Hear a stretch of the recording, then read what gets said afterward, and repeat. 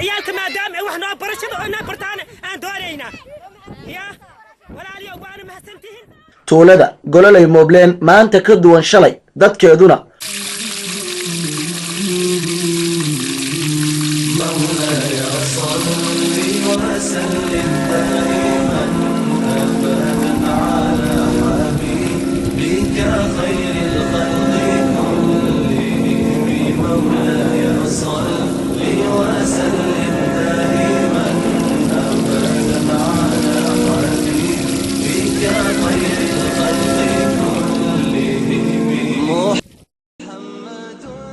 tuulada gololey magacla ama gololey moobleen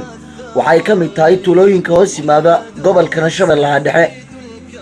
waxaana dadka ku nool tuuladaasi ay ahaayeen kuwa in badan la ildarnaa biyo la'aanta sida aan ognahay nolosha aadanaha waxay ku xiran tahay helidda biyo nadiif ah oo ay cabaan waxaana biyuhu ay aadanuhu u isticmaalaan siyaabo kala duwan haddaba ilma Cali Xasan Muudey oo loo yaqaano reer Cali Kamandey waxa ay hooyadood oo nool u waqafeen ceel biyood laga qoday tuulada gololey moobleen waxaana ujeedadoodu ay ahayd ilmahan saalixiinta ee reer Cali Kamandey in hooyadood oo nool ay aragto ceelka ay u waqafeen balse nasiib darro hooyo Xabiibo Nuur Cumar waxaa timid ajasheedii wayna geeriyootay ilma Cali Xasan Muudey oo loo yaqaano reer Cali Kamandey markii ay hooyadood geeriyootay waxa ay sii qaateen go'aankii ahaa inay u waqafaan hooyadood maadaama iyadoo noolba ay waqaf ahaan ugu bixiyeen albiyoodkan ay ka sameeyeen tuulada gololey magacla oo ka mid ah tuulooyinka hoos yimaada gobolka Shabeellaha Dhexe dadku waxa ay hadda ka dhaansanayaan ceelka biyaha iyadoo aad dareemi karto in ay weli sii jirto baahida biyaha sida muuqaalka aad arkaysaan dadka ku nool tuuladan waa dad iska reer guura ah ama reer baadiye ah waxaana inta badan ay noloshoodu ku xiran tahay biyaha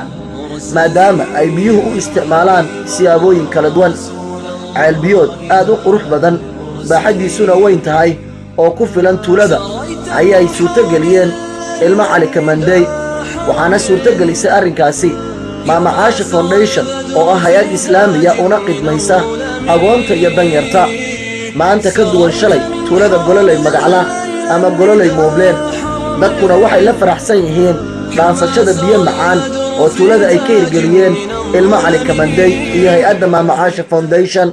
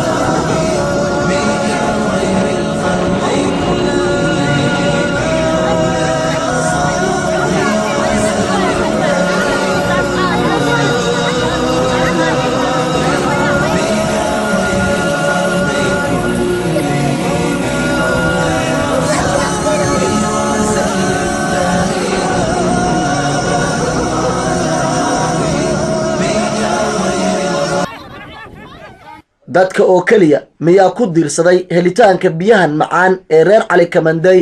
ay ugu waqafeen hooyadood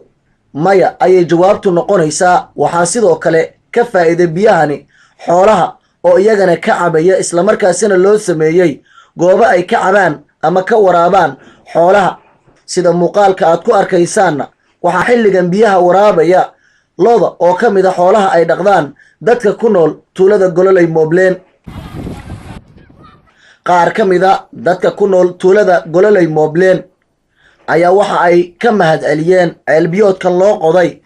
oo ay u qodeen ilma Cali Kamandey oo hooyadood Xabiibo Nuur Cumar u waqafay ceelkan isla markaasina ay fududeysay dhismihiisa hay'adda qayriga ee Maama Caasha Foundation بسم الله الرحمن الرحيم الحمد لله رب العالمين والصلاة والسلام على أشرف المرسلين سيدنا محمد وعلى آله وصحبه وسلم أما بعد ما أنت وحان جوجنا قولوا لي موبلين قولوا يقانو قولوا لي مقعلة عيال لقا قضي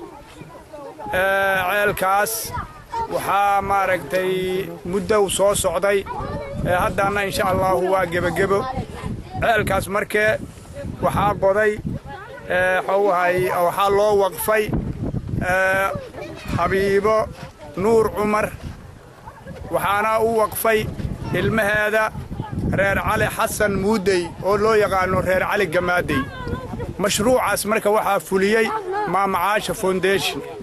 waxaan leenahay marka maamacaasha foundation shaqooyin badan ay soo qabatay waxayna aad ugu dadaaleen oo ummaddu maaragtay ay ugu farax geliyey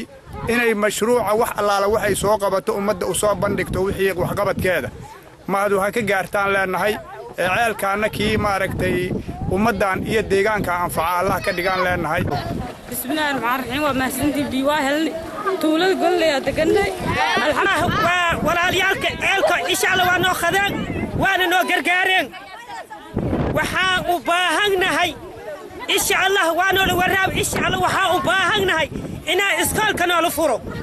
iyo oo dugtina lagu sameeyo ciyaalka maadaama wax noo barashada oo inaa bartaan aan doonaynaa ya walaaliyo waana mahadsantihiin tuulada gololey moobleen maanta ka duwan shalay dadkeeduna waxa ay la faraxsan yihiin ceelbiyoodka laga hirgeliyey tuulada gololey moobleen waxaana ceelkani si wada jira u dhisay ilmo cali xasan muudey oo loo yaqaano reer cali kamandey iyagoo u waqafay hooyadood marxuumad xabiibo nuur cumar oo hadda muutan waxaana rajadoodu tahay in eebbaweyne uu raxmad uga dhigo ceelbiyoodkan maadaama ay ka mid yihiin ceelasha waxyaabaha ugu wanaagsan ee la sadaqaysto arrinkan oo aan suurtagali lahayn waxaa suurtagelisay hay-adda maamacaasha foundation oo fulisay dhismaha ceelbiyoodkan